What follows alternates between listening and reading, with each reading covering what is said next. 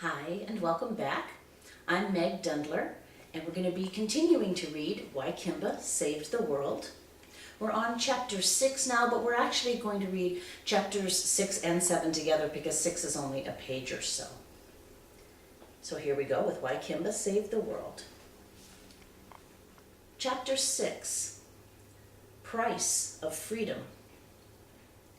Freedom. That was all she had wanted. Now, so many months later, total and complete freedom was staring her in the face, and she was unsure if she should reach out and grab it. If she fulfilled her destiny and completed her mission, there would never be a closed door again. She could walk where she wanted. There would be no one to stop her. But now that Kimba had gotten some real tastes of freedom, she wondered if it was really all she thought it would be.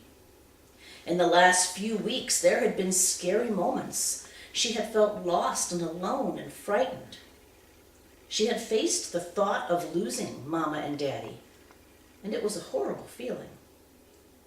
It was hard to remember how much she had thought she wanted independence.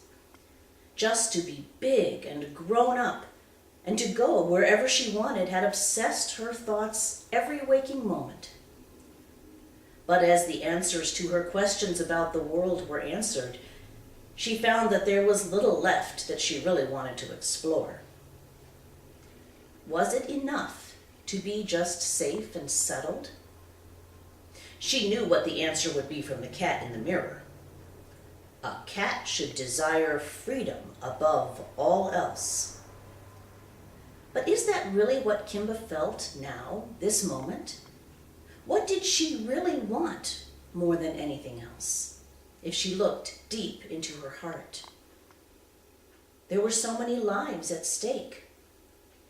She could change it all just by tapping one computer key.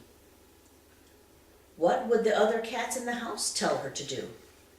She remembered learning that she and Hero were not the only cats living in the house. They were part of a big, loving family. Chapter 7, New Friends. The answer to Kimba's obsession with what lay beyond the isolation of the nursery came when they were 4 months old. Kimba had often noticed that the people smelled funny, like other cats, especially the two young people. She recognized those same smells from the time when her eyes were first opening. That made her curious, but it wasn't a scary smell. But sometimes she'd get a whiff of something that was not pleasant at all. And somewhere deep in her mind, she clearly knew that this smell meant danger and running and climbing. But she didn't quite know where it came from either. This was infuriating. Kimba hated not knowing. But now that Kimba and Hero were bigger, Mama was getting more careless with keeping the bedroom door so tightly shut. When she would come in or out for just a moment, sometimes the door would not make that final, secure click. Kimba was plotting how she could get past Mama and push the door open somehow. Instead, the outside world would come to her. The first interloper to venture into the nursery was a very round, very fat, very black cat. Kimba recognized her smell and wondered how often this cat had been in the bathroom when they couldn't see out of the tub and spot her. Now Kimba was tall enough to peek her nose up over the edge of the tub and see the older cat, hunkered near the bathroom door. Well, this was something new and exciting. For a moment, she wondered if the other cat was dangerous. Kimba glanced up at Mama, painting her face in the mirror, and decided that help was right at hand if she needed it. The kitten jumped out to investigate. Of course, she didn't want to seem too interested. She decided to play it cool. Arching her back slightly, she rubbed lazily against the cabinets, against Mama standing at the sink, and then just against a random wall. The fat cat stayed hunkered in the doorway. Her yellow eyes never left Kimba. Finally, Kimba sat down a few feet away and began to wash her paws. This new cat was certainly not going to introduce herself. She just crouched there like a big blob and stared. Finally, Kimba broke the silence. "You've been in here before, haven't you?" Kimba asked. "Yes," the new cat answered in a deep voice. She still didn't move or stop staring. "Be good, Miss Fatty Cat," Mama said in a sing-song voice, as she noticed that Kimba was out of the tub. Miss Fatty Cat? Kimba thought it seemed like a pretty appropriate name. "How long have you lived with Mama and Daddy?" Kimba finally asked. "Those humans are not my Mama and Daddy," Miss Fatty Cat said haughtily. "Oh," Kimba said, a bit confused. "I belong to Leia. She bought me at the pet store."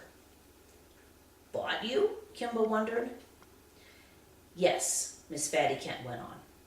"Someone bought my mother, and then other people bought my brother and sisters. When just one sister was left with me, the human girls bought us both and brought us here." "You have a sister in this house?" Kimba said, surprised. "Yes, she belongs to Mindy, but she doesn't like to come in this room. She's scared of the grown-ups." "She's scared of everything," she said with a sneer. "Where else is there besides here?" Kimba wondered aloud. "You've got to get out of this room some," the fat cat said with disdain. "Mama keeps the door shut," Kimba said. "Yes," Miss Fatty Cat whispered ominously. "That's because of the big black beast." Kimba felt the fur on the back of her neck stand up, and a tickle ran along her whole spine. "Who's the big black beast?" she whispered back. "He's tall enough to look right into your bathtub there and gobble you up. And he has big, long, sharp teeth to do it with." That was the scary smell. Kimba knew it now. The big black beast was the smell that made her want to run and climb and hide. She glanced out of the bathroom door past Miss Fatty Cat. All was quiet in the bedroom where Daddy was watching the TV on the bed, snuggling with Hero. She couldn't smell anything scary right now. "I wouldn't worry too much just yet," the fat cat said. "The mama one will keep you safe. For now." "For now?" That didn't sound terribly encouraging. But curiosity stirred deep within her. There was a whole big house on the other side of that door. There was yet another cat out there too. And there was the big black beast. The nursery was nice and safe, but the lure of new places to see and new things to do was niggling at Kimba's heart. Thinking that all of the cat conversation was just unpleasant noises, Mama decided that it had been a long enough visit. "Okay, Miss Fatty Cat, leave the babies alone for a little while longer, please." Miss Fatty Cat was shooed out of the bedroom door, and Kimba was scooped up and plopped gently on the bed. She trotted over to Hero and curled up with her next to Daddy. "Did you hear all of that?" she asked her. "Yes," whispered Hero, her voice tinged with fear. "A big beast with big teeth.